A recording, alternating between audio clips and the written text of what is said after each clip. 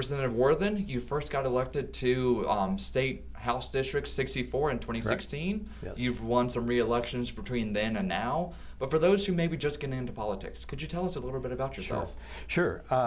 In '87, I was hired as Assistant District Attorney with Robert Schulte. Started January 2, whatever that would have been, in '87. Served people of Comanche and Cotton County for 29 years as Assistant District Attorney. Retired in 2016 and looked at the opportunity to serve the people in another direction, and so ran for office in 16 and was elected and started serving in 2017. Been there for the last 8 years. Currently, I serve as chairman of criminal judicial, so major responsibility there. Also serve on administrative rules, ethics and elections, and also appropriations for judiciary. Couple of things I'd like to touch on real quick is on the administrative rules. You know, I'm the longest serving member of that committee, started in 17. Most people don't want to serve on that committee, but really that is one of the most important committees that we can have because it affects every individual at every level. Every board, every agency has the authority to make administrative rules. And without some oversight by the legislature, those rules just come into effect. And so I've been real excited to serve in that. Early on, it was very ineffective. We would look at bills and rules that the agencies were putting out there, and we'd send them over to the Senate, and the Senate didn't even bother with them. And so they would automatically go in effect. And we've had two good chairmen the last couple of years. Currently, Jared Kendrick, who's the representative out of Altus, and doing a really bang-up job. He has really taken the bull by the horns, and we've got that agency working like it was intended to. The Senate is doing their part. So we've got two sets of eyes looking at each rule that's been promulgated by these agencies and boards. So we're really starting to do what that was intended to do, get some look-see at these rules. Otherwise, they just go in effect just like any other legislation. They have the same effect as regular legislation. So really excited to continue to do that. And last year, I think we looked over 400 rules that would have automatically just gone into effect if we didn't have some eyes on them. And that way we can reject those ones that we don't think are appropriate. So I'm really excited to hopefully continue to be on that agency and that board. And then as chairman of the Judicial Criminal, we had approximately 35 bills in our committee. Most committees, 10, 12 bills. We had actually 35. And so that's a major responsibility. It takes a considerable amount of time to review all of those bills, look at them, and then if there are some issues and questions, get back with the members that's promoting that bill and try to look at that. So that's an obligation I really take seriously, that really takes a lot of time to do well, rather than just running them out there. So take that job real seriously. So it occupies a considerable amount of my time just looking at that.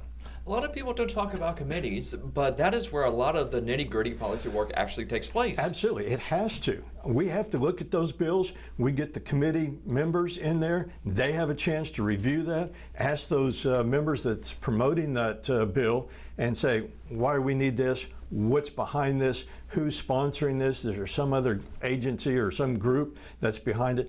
Absolutely a critical part. Like I said, we had somewhere around 35 bills. That normally our committee work lasts about 4 weeks. Well, by the time we actually get bills signed from the members to our committee, we only usually have 3 weeks of actual committee work with that. So we're trying to go over 10 bills each and every time we meet. So yeah, it's absolutely critical. And we have that, and of course the Senate will eventually see those as well. So critical work at the committee level. You talked about the reviewing of the rules. I find that really interesting. Yes, And sir. you talked about how important that is. Could you talk about maybe, let's say that job wasn't there or people didn't do their job correctly in that committee. Yeah. What sort of rules, what might we see? Well, I mean, everything from nursing boards to barber boards. I mean, every board and agency in the state of Oklahoma, all those have the authority to make those rules. So doctors, pharmacy boards, medical boards, all of those, and then all the agencies, whether it's the Corporation Commission all the way through, each and every board and commission has the authority to make. So they have the same effect and rule of law as a piece of legislation going through the legislature. Without some oversight, you know, we really don't have any control over those agencies. And like I said, I'm really happy to have Representative Kendricks because he's really doing a good job working with his counterpart in the Senate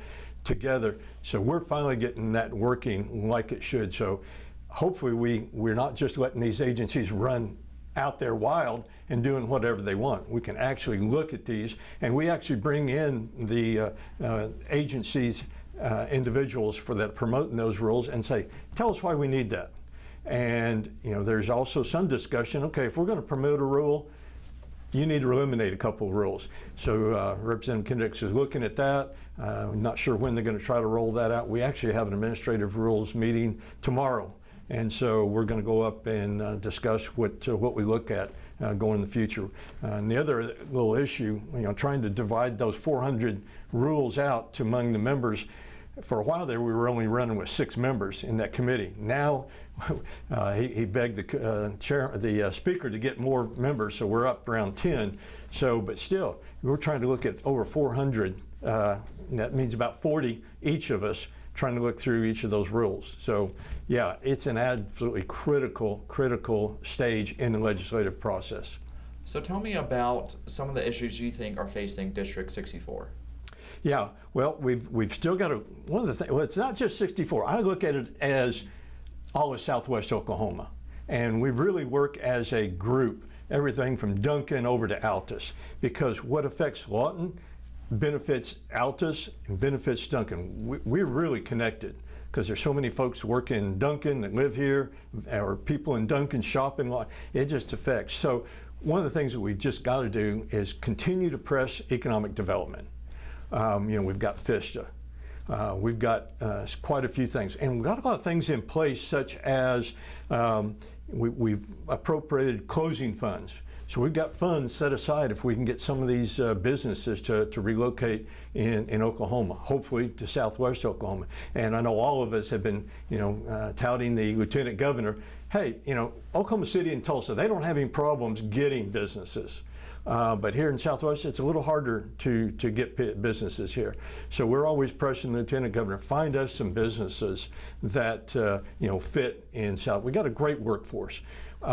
One of the other puzzles pieces of the puzzle we got a great career tech. Clarence Fortney out there is doing a great job. One aspect of that is their incubator system. And if you haven't done a story on that in a while, go back and look at that. It's really a neat segment of the career tech. What they do is they allow either construction areas where somebody that's manufacturing can come in there, use this space to, you know, weld up their invention. They also provide, you know, kitchens for somebody that has a you know, product they want to try to sell, so they can actually, you know, produce it on a higher level than what they could in their kitchen, and then trying to get that out there and market it.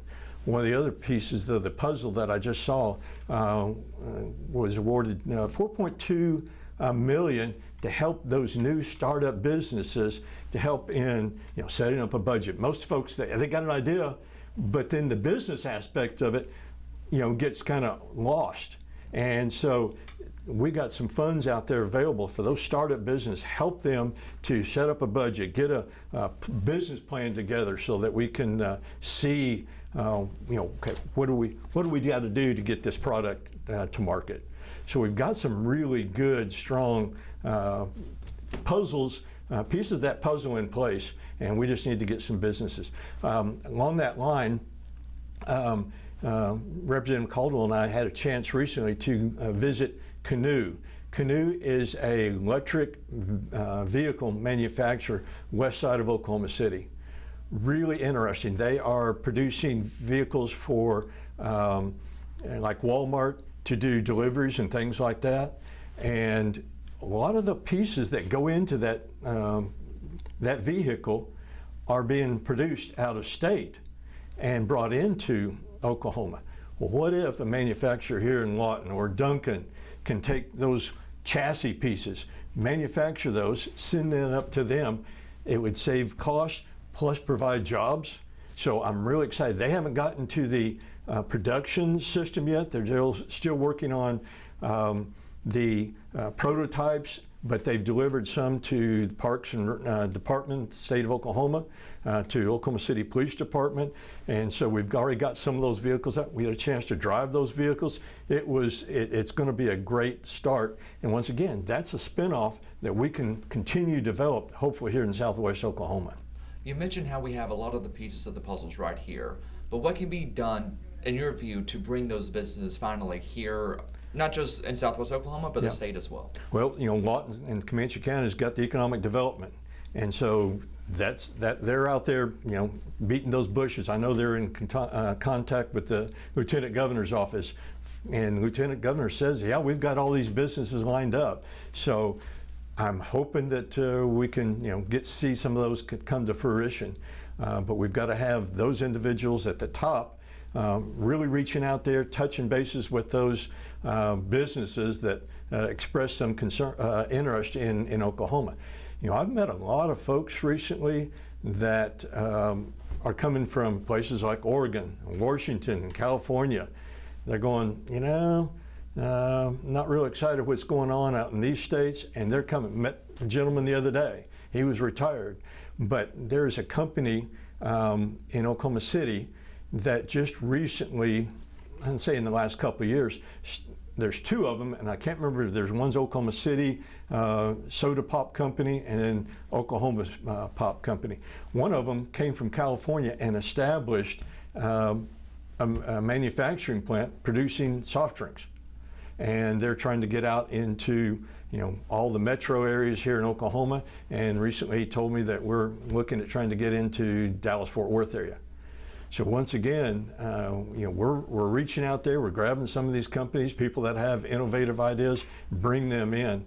And so we just got to continue to reach out to those companies that have shown an interest moving out, because we are business friendly.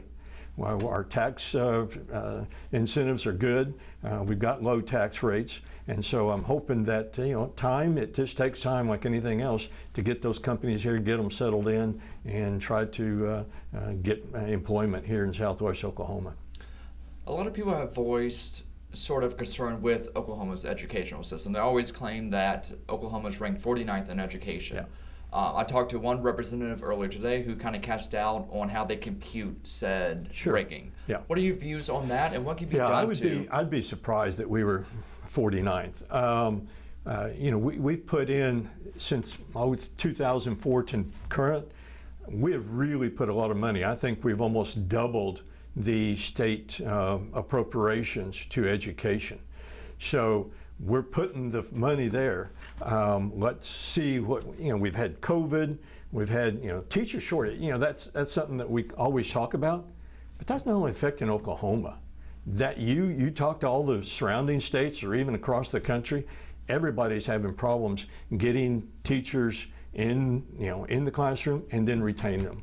You know, we passed a bill, I believe it was this last year, it could have been the session before, to incentivize those teachers that are looking to retire, to let them draw that salary and also draw some of the retirement as well.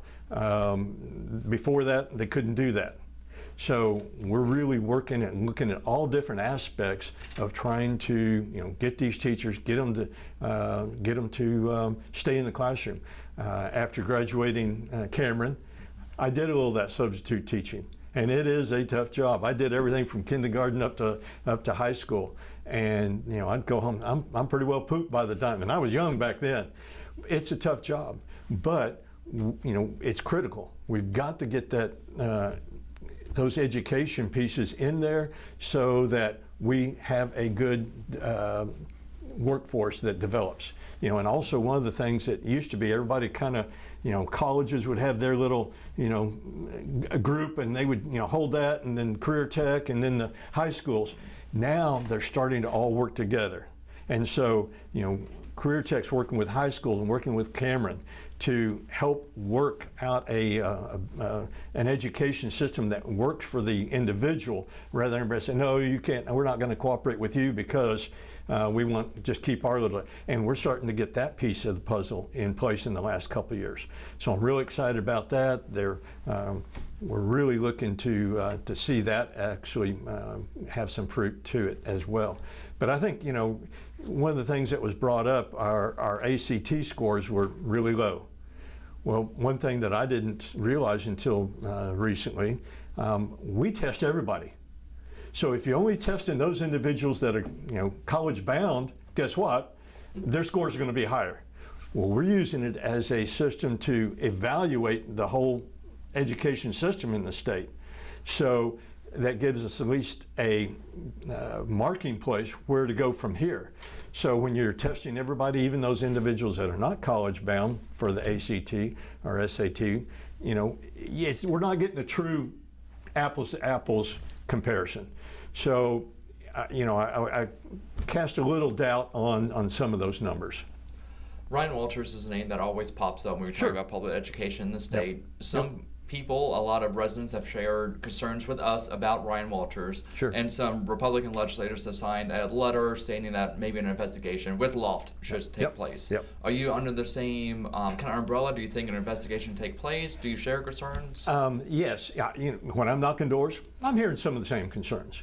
You know, some of his policies that he's doing, they're good. He's trying to get encouraged, you know, reading, arithmetic, math, all those things, history. We're trying to get those things back into the school system at a good level where we can progress from there. Some of the ways that it implemented, that's a little problematic in my mind for that. And that's what some of the folks that I've talked to on the doorsteps expressing the same thing.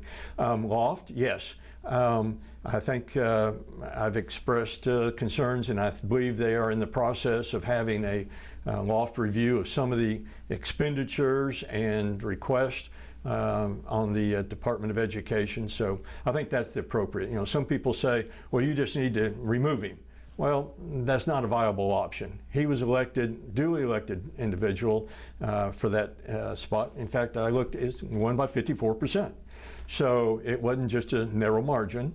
It was a fairly decent margin. So I don't think that's the appropriate, unless you can show some type of criminal activity. And until that would have to be something that the Attorney General would actually have to investigate and make a determination. Was there some type of criminal activity involved? Regarding his policies, and then we'll move on from Ryan Walters, the Bible mandates, especially the $3 million. I know that's going to need to be approved by the legislature. Do you think that will be approved, or do you any talks on that? I personally have some concerns. You know, right now we can have the Bible in the classroom, and when I talk to teachers, they have it. So I don't think that's critical. I have a little trouble with appropriating state funds for that. If somebody wants to donate some money, whatever, an individual or companies want to do that and provide some of that, I think that, you know, that would be a more appropriate way to do it.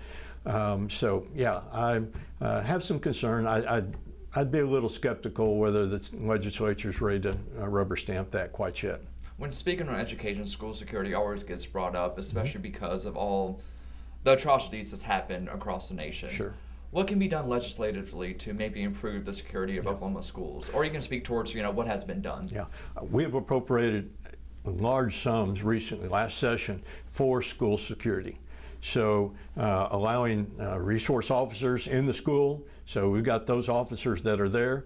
We've also allowed those school districts, depending on the school board, allow teachers and individuals to carry a weapon if it's approved by the board. Especially, you know, it's one thing here in Comanche County, we're going to get tunnel vision about, you know, okay, we've got, you know, Sheriff's Department, we've got OHP. You go out to, Hollis, or Godebo or some of those other communities, well, there aren't. It's going to take law enforcement 20, 30 minutes at the best to get there. So we've really done a pretty good job in the last few years to appropriate money, just specifically for systems to alert the law enforcement.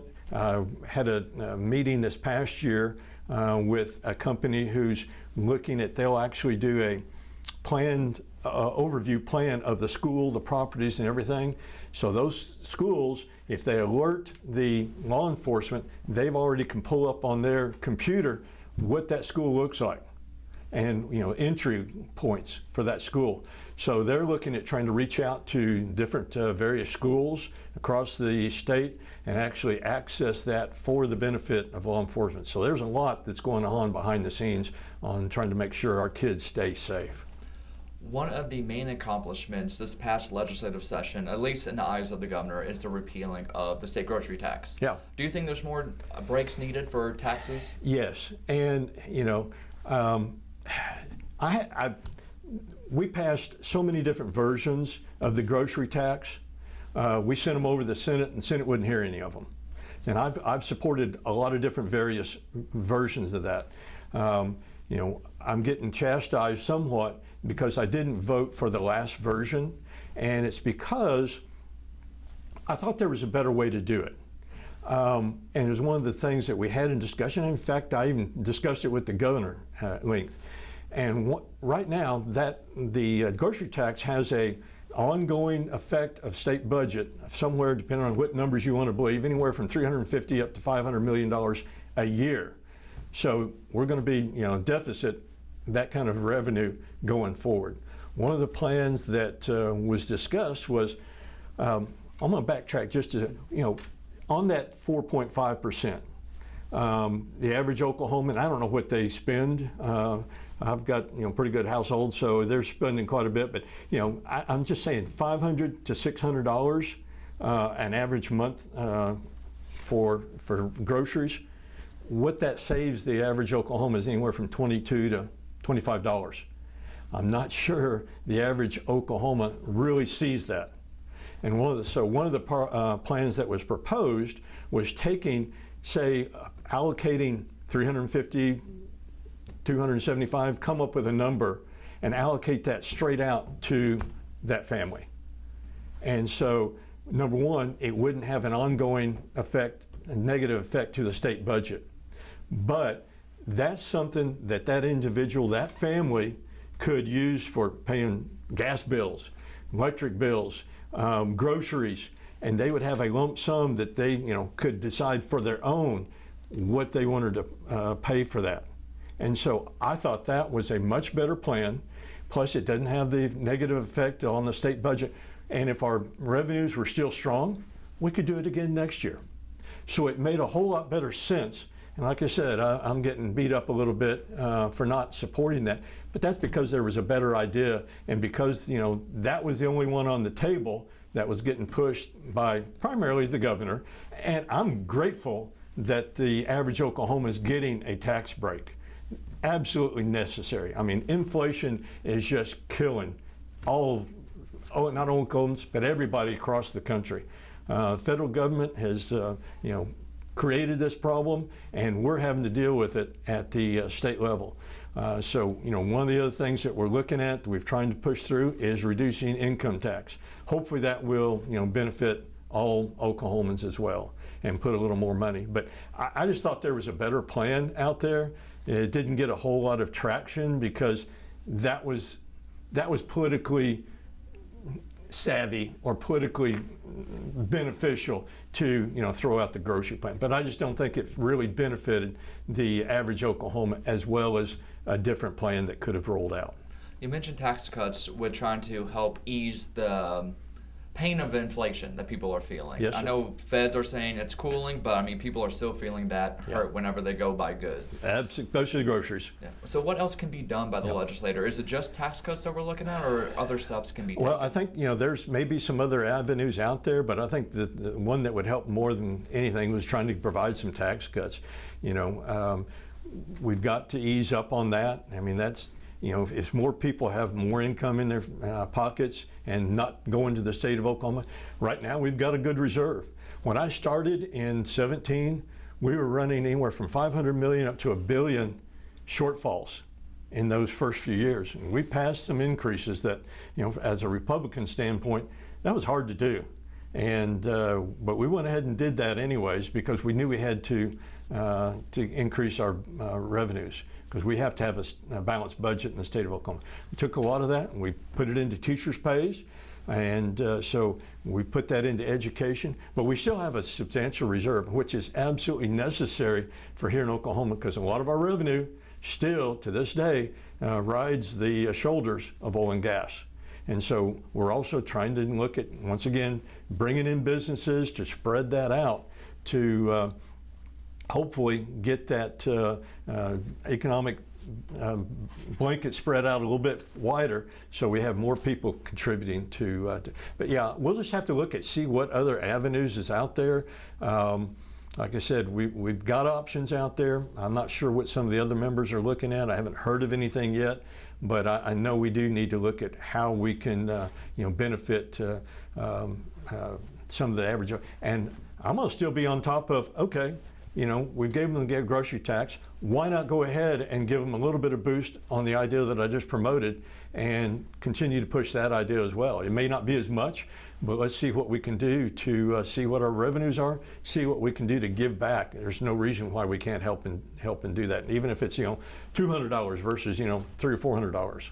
And that would be like either a monthly or like a tax credit. Lump sum. Lump sum. Okay. Lump sum, and so that's real money that they can utilize right then to help them ease on this inflation. So going to keep pressing the governor on that one, keep pushing the House, hopefully get a little traction in the Senate as well.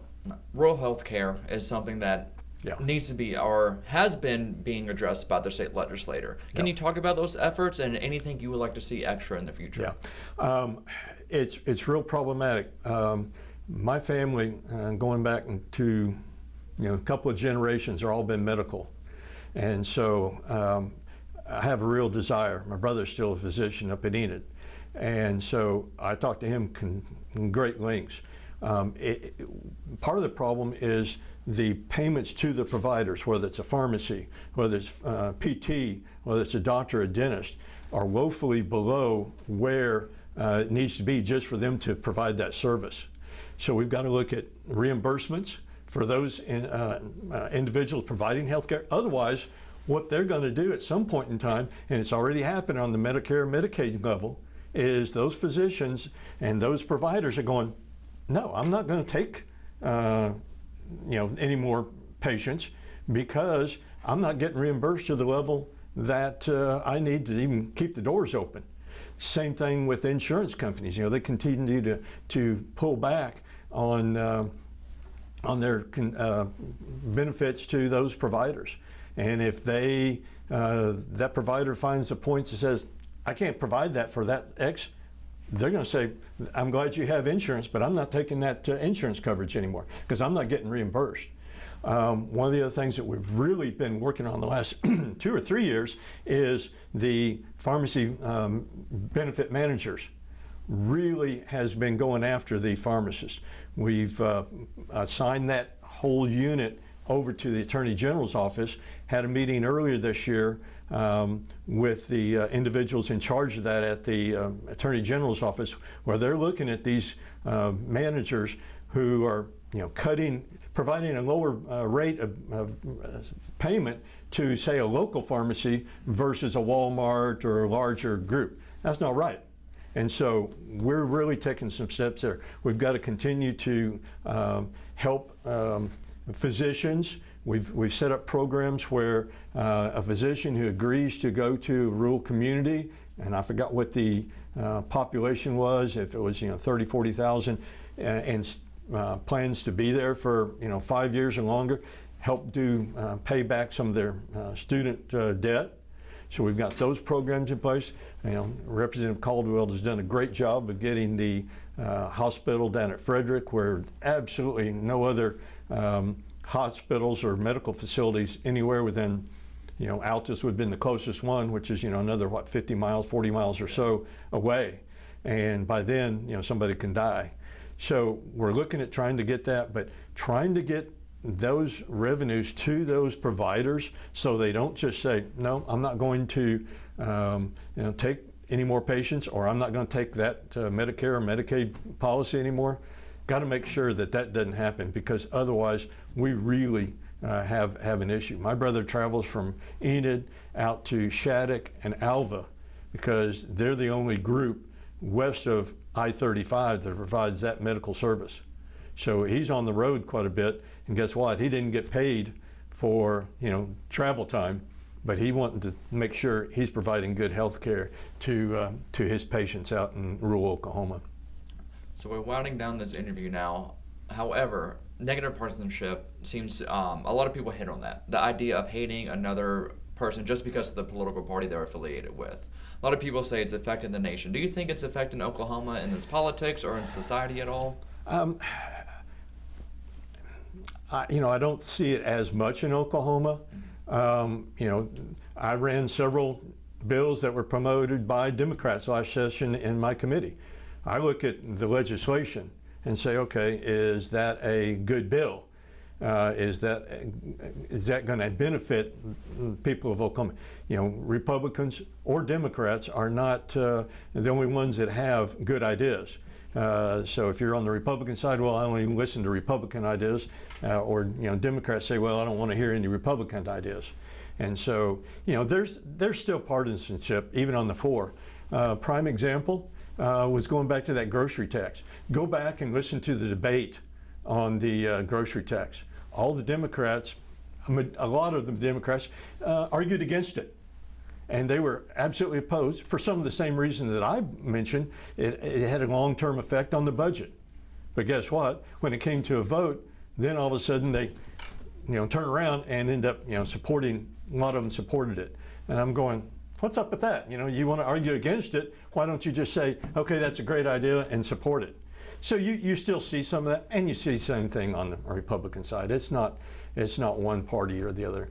But if it's a good idea, it's a good idea. We need to look at it and try to because what we're there for is to benefit the people of the state of Oklahoma, ultimately.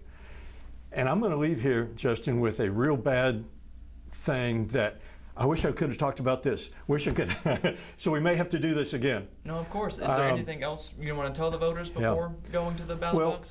One of the things that really are on my mind is the mental health. We really have a mental health issue. And one of the things that I saw in the DA's office is we really worked hard to deal with those folks. And I can talk about 20, 30 minutes just gone straight just on mental health. But one of the things that really has got my goat, the mental health department spent $14 million for Narcan vending machines at Cameron and other places else. And they pulled the whole system, said, no, it's not effective. And I'm going, we spent $14 million of hard working Oklahomans tax dollars for a program that could have been utilized to help Tolliver Mental Health Center. Tolliver is the only mental health center west of Highway 81. That is it. But if we would have taken that $14 million, let Tolliver have that and other satellite facilities have that, they could have hired several more staff. They could have provided more doctors. And so that's another area that I've suggested for those individuals that are in charge of Loft. We need to look at that. We spent $14 million, so hopefully we'll have a chance to look at that and see where that. But the mental health system, we're woefully, even though we've increased the funding, it's totally inadequate for what problems we're having right now. And we look at the homeless situation here in Lawton. It's not providing housing. That's a symptom. The true problem for most of the homeless folks, and that was my experience in the DA's office, was drug, alcohol use, or mental health issues. And so the mental health department can work on those areas. You can take a long step, because you can put them in a house, But without getting to the root of the problem, which are those three, you're not solving the problem. And so we've got to work on trying to get money, trying to get avenues to address issues like that. And the same thing with folks that are in jail that have mental health issues. Once again, I had a bill 2 years ago that tried to deal with that. And I won't take a lot of time because I know you need to wrap, but it would have taken the first step. It was a triage system where individuals came into the jails and visited with folks in the jail system, determined if they were malingering, if they were actually had mental health issues that needed drugs or medication, or if they just needed, anxiety and they just needed to. We used to have an individual when I was in the DA's office that would come and do that, and he covered not only Comanche County but Stevens County and Cotton County. Worked great, and I tried to get that implemented and worked with the Department of Mental Health. It got vetoed by the governor, but we're going to still kind of look at how to do that because we got such a backlog of these individuals that are stuck in jail, and we had an interim study a year or two back on that. So that's a really difficult issue that we really need to attack and tackle. And we've, like I said, we've put a lot of money into mental health, and we've had, I think this is our third head of the mental health since I've been there. So hopefully, I haven't had a chance to meet with them yet, but I'm looking forward to do that and see what we can do moving forward on the mental health issue. Representative Worthen, I appreciate your time. Thank you so much for coming out here and Thank you. talking with me. It was a pleasure.